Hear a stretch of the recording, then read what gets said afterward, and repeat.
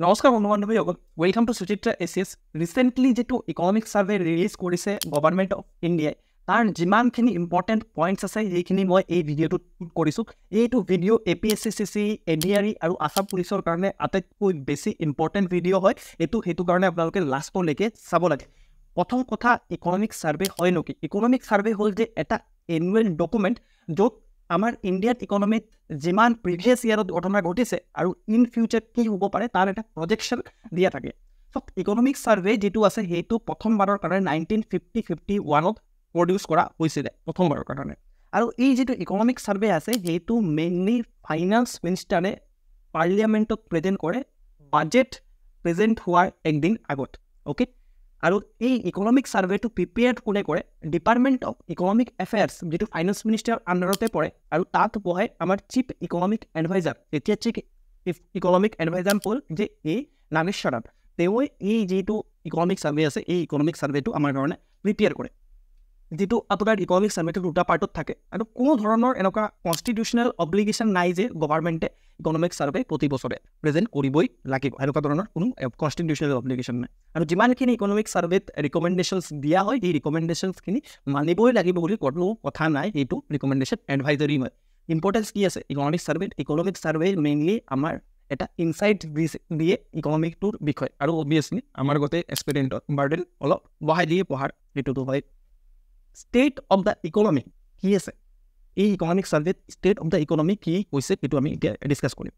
যিটো real GDP growth, এতিয়া প্ৰথম কথা আমি ভাঙি বস্তুবোৰ পঢ়োঁ।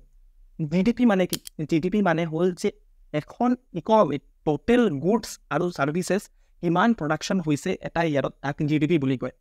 এতিয়া ধৰি লওক এটা ইকনমিত প্ৰডাকশ্যন হৈছে 100 টকাৰ গুডছ আৰু ছাৰ্ভিচেছ প্ৰডাকশ্যন হৈছে। ধৰি লৈছোঁ 100 কৰোৰো লিখিব পাৰোঁ, বাট চিম্প্লিচিটিৰ কাৰণে 100 টকা বুলি কৈছোঁ। তাৰপিছত ধৰি লওক নেক্সট ইয়াৰত 2020-23 100 টকাৰ প্ৰডাকশ্যন হৈছে, আৰু 2023-24 আপোনাৰ কি হৈছে যে 120 টকাৰ প্ৰডাকশ্যন হৈছে। ঠিক আছে, তো গ্ৰ'থ ৰেট কিমান? আপোনাৰ 20%। চিম্পল, ঠিক আছে। তো এইটো হ'ল আপোনাৰ GDP growth, real GDP growth. ঠিক আছে, মই একদম চিম্পল চেঞ্চত আপোনালোকক কৈছোঁ। আৰু এনেকেই যদি আপোনালোকে চিম্পলি গোটেই ইকনমিক্সৰ কনচেপ্ট বা গোটেইকেইটা ছাবজেক্টৰ এই কনচেপ্ট পঢ়িব বিচাৰিছে আমাৰ পৰা, তেতিয়াহ'লে সুচিত্ৰা এছিয়াছে অকল 999 ৰুপিছত আপোনালোকৰ কাৰণে ফাউণ্ডেশ্যন ক্লাছ লৈ আনিছে APSCৰ কাৰণে। অকল 999 ৰুপিজ, য'ত আপোনালোকৰ এডমিশ্যন ফিজ নাই, ৰেজিষ্ট্ৰেশ্যন ফিজ একদম নাই। আৰু যিহেতু ভালে কেইটামান ষ্টুডেণ্ট আমাৰ ওচৰত আছে, সেইটো কাৰণে ছিটছ অলপ লিমিটেড কৰি থৈছোঁ, যাতে মই পাৰ্চনেলি তাহাঁতক হেল্প কৰিব পাৰোঁ। তাহাঁতৰ যিটো প্ৰিপেৰেশ্যন আছে সেইটো কাৰণে বহুত কম ষ্টুডেণ্টে লওক। আৰু আপোনালোকেও যদি এনৰল কৰিব বিচাৰিছে, কমন যিটো নম্বৰ দিয়া আছে সেই নম্বৰত ফোন কৰি ডেমো ক্লাছ লৈ পিনে আপোনালোকে চাই চিতি আমাৰ ওচৰত এডমিশ্যন লৈ ল'ব পাৰে।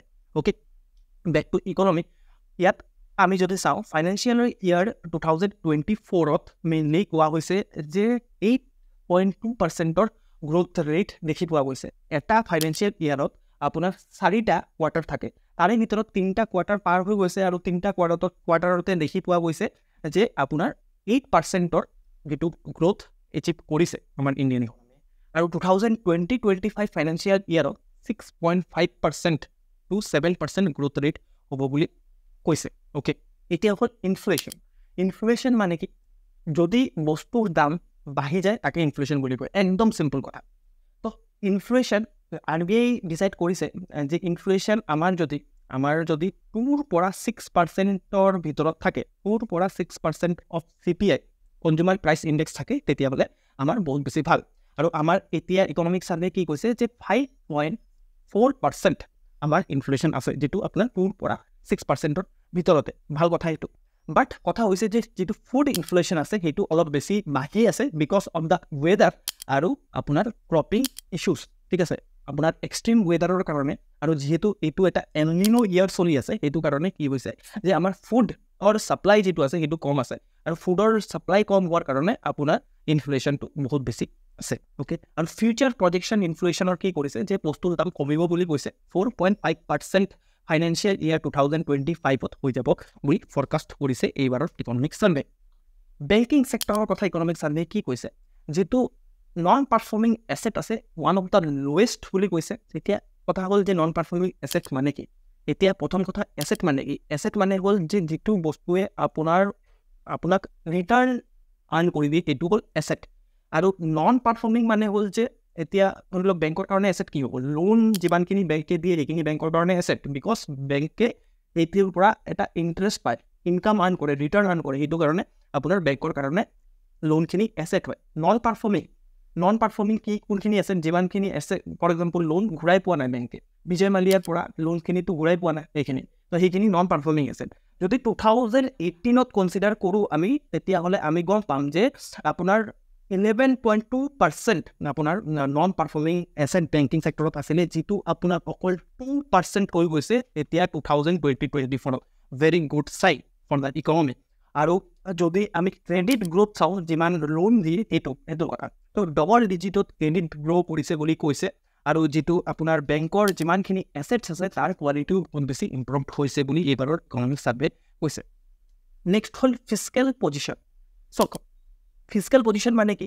যিমান গভৰ্ণমেণ্টৰ ইনকাম হৈছে আৰু কিমান গভৰ্ণমেণ্টৰ এক্সপেণ্ডিচাৰ হৈছে সেইটো হ'ল ফিস্কেল পজিশ্যন অ'কে তো এতিয়া ফিস্কেল ডেফিচিট মানে কি যদি গভৰ্ণমেণ্টৰ এক্সপেণ্ডিচাৰ বেছি হৈ যায় ইনকামতকৈ তাক ক'ব ফিস্কেল আপোনাৰ ডেফিচিট অ'কে তো এতিয়া হ'ল যে ফিস্কেল ডেফিচিট যিটো আছে সেই গভৰ্ণমেণ্টৰ ৰিডিউচ হৈছে এতিয়া আমাৰ 5.6% অফ GDP আমাৰ ফিস্কেল ডেফিচিট দেখি পোৱা গৈছে আৰু গোটেইকেইটা আপোনাৰ এইটো গ্ৰাফত যদি চাই গোটেইকেইটা ডেফিচিট আপোনাৰ ডিক্ৰিজ হৈ আছে ফিস্কেল ডেফিচিট ৰেভিনিউ ডেফিচিট আপোনাৰ প্ৰাইভেট ডেফিচিট অ'কে তো এইকেইটাৰ মাজত কি ইণ্টাৰনেল ডিফাৰেঞ্চ আছে সেইখিনি আপোনালোকে আপুনি কোৰ্চত আমি পঢ়াই দিওঁ ভালকৈ অ'কে তো এতিয়া চাওক ফিস্কেল ডেফিচিট ৰিডিউচ হৈছে বুলি কৈছে ফিস্কেল ডেফিচিটৰ দুটা পাৰ্ট থাকে তো এটা হ'ল আপোনাৰ ৰেভিনিউ পাৰ্ট আৰু এটা হ'ল কেপিটেল পাৰ্ট অ'কে তো ৰেভিনিউ পাৰ্টত কি হয় যে যিমানবোৰ ইনকাম আৰু এক্সপেণ্ডিচাৰ থাকে সেইবোৰ ইনকাম আৰু এক্সপেণ্ডিচাৰ থাকে যিবোৰ ইনকাম আৰু এক্সপেণ্ডিচাৰ আপোনাৰ কি হয় যে 1 ইয়াৰত সৰু ইনকাম এক্সপেণ্ডিচাৰ যিমানবোৰ আমি ডে টু ডে এক্টিভিটিছৰ কাৰণে হয় ইনকাম এক্সপেণ্ডিচাৰ সেইখিনি হ'ল ৰেভিনিউ পাৰ্টত থাকে আৰু কেপিটেল পাৰ্টত কি থাকে যিমানবোৰ আপোনাৰ ধৰি লওক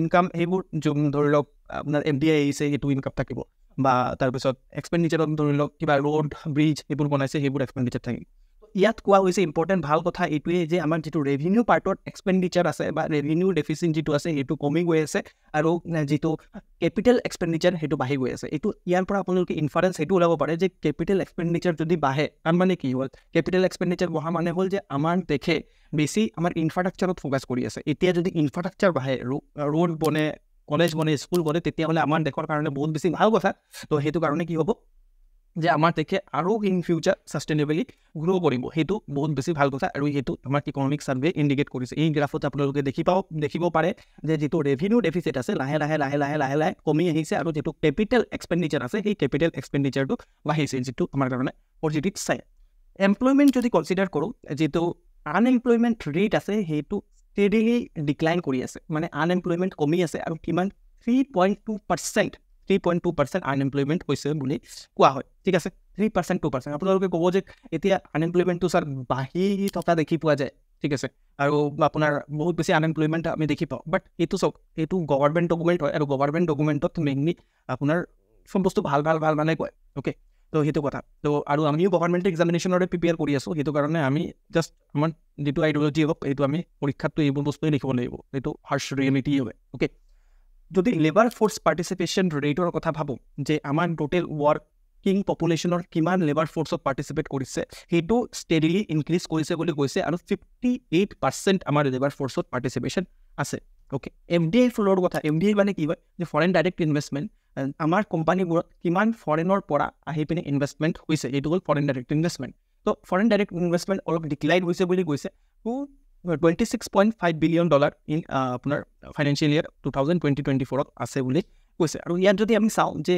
আমাৰ দেশৰ যিটো ছাৰ্ভিচ ছেক্টৰত আছে ছাৰ্ভিচ ছেক্টৰত বেছি FDI আহে যদি আমি ইণ্ডাষ্ট্ৰীৰ লগত যদি কম্পেয়াৰ কৰোঁ অ'কে তো সেইটো এটা অবজাৰ্ভেশ্যনৰ কথা অ'কে যদি আমাৰ ট্ৰেড পাৰফৰ্মেঞ্চ চাওঁ তেতিয়াহ'লে আমাৰ যিটো ট্ৰেড ডেফিচিট আছে ট্ৰেড ডেফিচিট মানে হ'ল যে যদি আপোনাৰ ইম্পৰ্ট আমি আমাৰ দেশত বেছি কৰোঁ আমাৰ দেশত যদি বাহিৰৰ দেশৰ পৰা বস্তু বাহিনী যদি বেছিকৈ ইম্পৰ্ট কৰোঁ এক্সপৰ্ট যদি কম কৰোঁ তেতিয়াহ'লে ট্ৰেড ডেফিচিট হ'ব পাৰে অ'কে তো ট্ৰেড ডেফিচিট আমাৰ ইম্প্ৰুভ হৈ আছে মানে ট্ৰেড ডেফিচিট লাহে লাহে কমি আছে আপোনাৰ because of the domestic manufacturing policy আৰু এইটো PLI স্কিম বুলি এটা আছে প্ৰডাকশ্যন লিংক ইনচেণ্টিভ স্কিম আৰু যিটো আমি বাহিৰৰ দেশৰ লগত ফ্ৰী ট্ৰেড এগ্ৰিমেণ্ট যিবোৰ চাইন কৰিছোঁ যাতে আমি বাহিৰৰ দেশৰ লগত ভালকৈ ফ্ৰীলি ট্ৰেড কৰিব পাৰোঁ ফ্ৰী ট্ৰেড এগ্ৰিমেণ্টখিনি চাইন কৰিছোঁ তাৰ কাৰণে আমাৰ যিটো আপোনাৰ ট্ৰেড ডেফিচিট আছে সেইটো আপোনাৰ কমি আছে অ'কে এইটো ফিগাৰৰ পৰা আপোনালোকে ধুনীয়াকৈ অবজাৰ্ভ কৰি ল'ব পাৰে ভিডিঅ' পষ্ট কৰি অ'কে আদাৰ ফেক্টৰ্ছ যদি কনচিডাৰ কৰোঁ, যিটো আপোনাৰ capital account deficit, balance of পে'মেণ্টত দুটা একাউণ্ট থাকে, কেপিটেল একাউণ্ট আৰু কাৰেণ্ট একাউণ্ট। তাৰে কেপিটেল একাউণ্টত আমাৰ ডেফিচিট মেইনলি থাকে, বিকজ আমি গুডছ অইল বহুত বেছি ইম্পৰ্ট কৰোঁ, সেইটো কাৰণে আমাৰ কেপিটেল একাউণ্টত বহুত বেছি ডেফিচিট থাকে। বেছি ইম্পৰ্ট কৰোঁ আৰু এক্সপৰ্ট কম কৰোঁ, সেইটো কাৰণে কেপিটেল একাউণ্টত মেইনলি ডেফিচিট হয়। অ'কে, তো সেইটো কিন্তু বহুত কম আছে, এতিয়া 0.7% অফ GDP ইন ফাইনেন্সিয়েল ইয়াৰ 2024 আছে। অ'কে, তাৰপিছত যদি আপুনি চাই যে ডেট টু GDP ৰেচিঅ' সেইটো অলপ ইনক্ৰিজ হৈছে, আমি লোন অলপ বেছি লৈছোঁ, সেইটো এই ইয়াৰত দেখি পোৱা গৈছে। আৰু যিটো এনাৰ্জি নিড আছে আমাৰ যিটো এনাৰ্জিৰ নিড, সেইটো 2.5% আপোনাৰ ইনক্ৰিজ হ'ব 2047।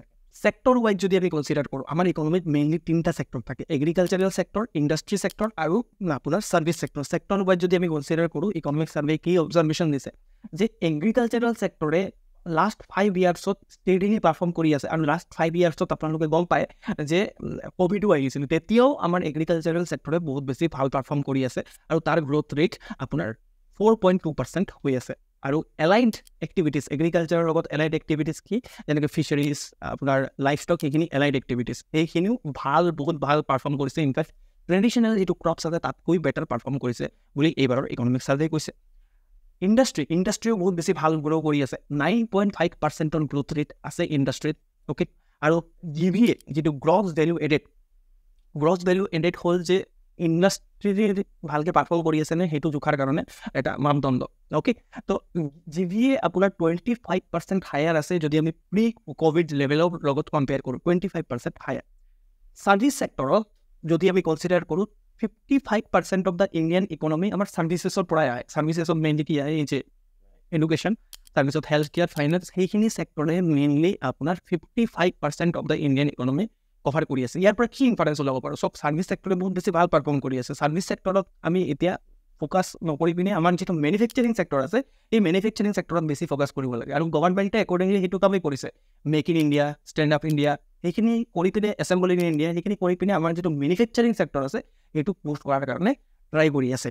অ'কে, তো ইকনমিক ছাৰ্ভেত ইমানখিনি মষ্ট ইম্পৰ্টেণ্ট কথা আছিলে। চব মই যিমানটো পাৰিলোঁ মই আপোনালোকৰ কাৰণে চিম্প্লিফাইড ধৰণে গোটেই কমপ্লেক্স বস্তুবোৰ এক্সপ্লেইন কৰাৰ কাৰণে ট্ৰাই কৰিলোঁ। আৰু যদি গোটেইকেইটা ছাবজেক্টে আপোনালোকে চিম্প্লিফাইড ধৰণে মোৰ পৰা পঢ়িব বিচাৰিছে, তেতিয়াহ'লে প্লিজ আমাৰ যিটো ফাউণ্ডেশ্যন কোৰ্চ আছে তাত জইন কৰি ল'ব লাগে। একেবাৰে এফৰ্ডেবল কষ্টত আমি কোৱালিটি এডুকেশ্যন দি আছোঁ। Thank you so' much.